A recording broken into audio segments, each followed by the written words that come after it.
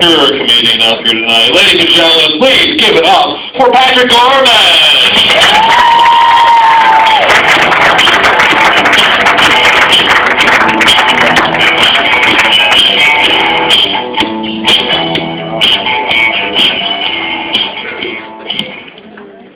Thank you. Now, I don't have a whole lot of time, so I'm just going to jump right into it. My oldest sister just had her very first child. Woo! Yeah. Wait on, it goes further.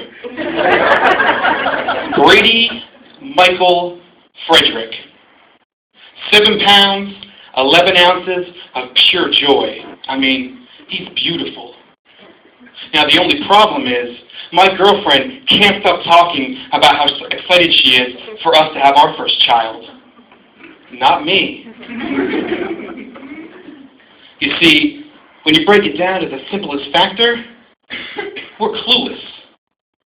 I mean, if our first child's a boy, what are we going to name him? And furthermore, if our first child's a girl, where are we going to dump it?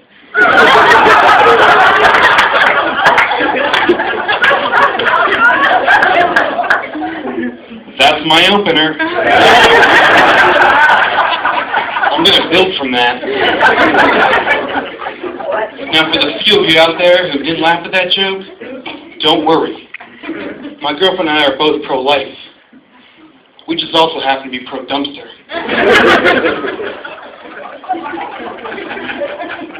Now, earlier this morning, I went to the supermarket. We needed eggs, go figure. But before I could even step foot in the grocery store, I noticed a sweet, frail little old woman. And it was obvious she needed help putting away her groceries. You know, because her husband was dead. So that's when I looked around and noticed there was nobody in sight to help her. So I went over. And on the drive home, I felt really good about myself. And I especially couldn't wait to go home and tell my girlfriend about all the free groceries I got.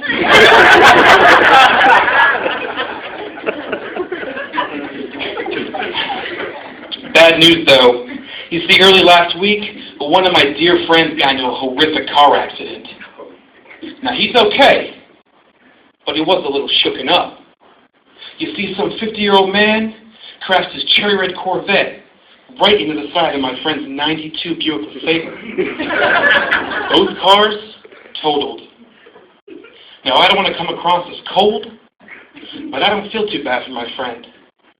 For the simple fact that he was only driving a 92 Buick LeSabre, whereas the 50-year-old man was just cremated yesterday. Please, take as much time as you need.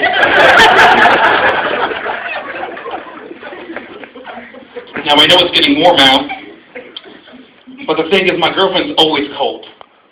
She never gets warm. She's always cold. Complains all the time, I'm cold, I'm cold, I'm cold. And it's annoying. You see, even last night, she was so cold her teeth were chattering. So I gave her my jacket and had her take it to the dry cleaners.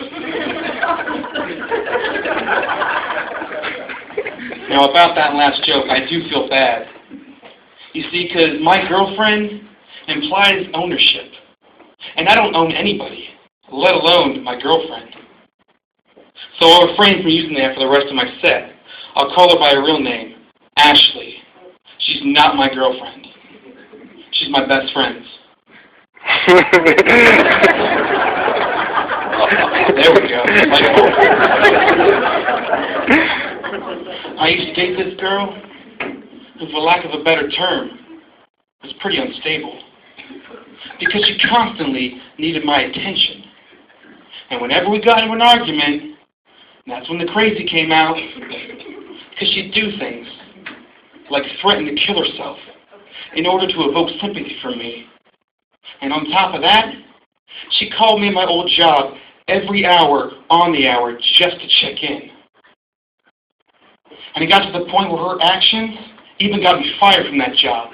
It's a suicide hotline. Oh, wait.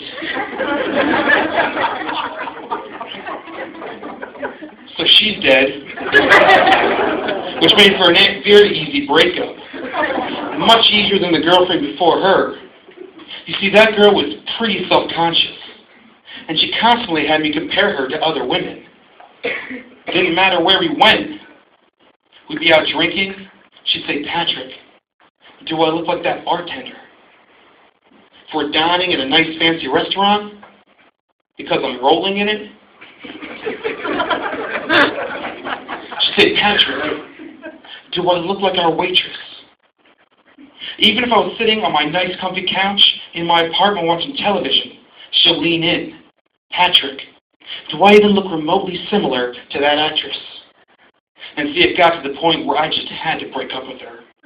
Because it was just too annoying. Dating a blind girl.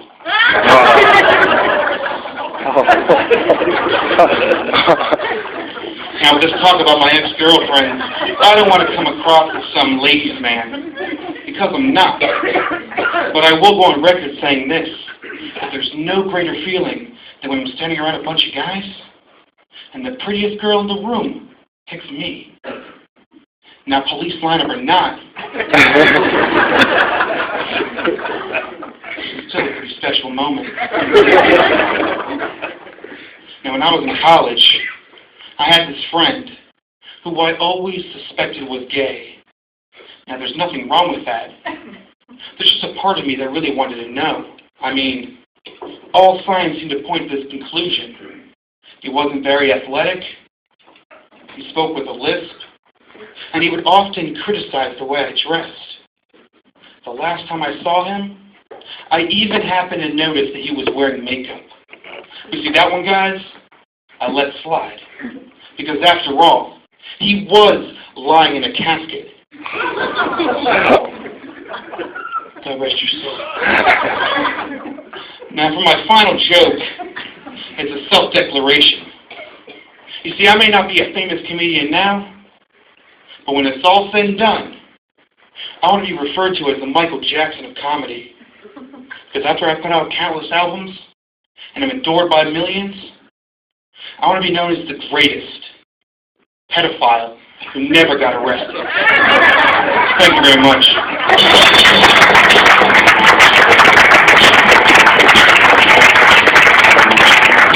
Edgar Gorman, everybody.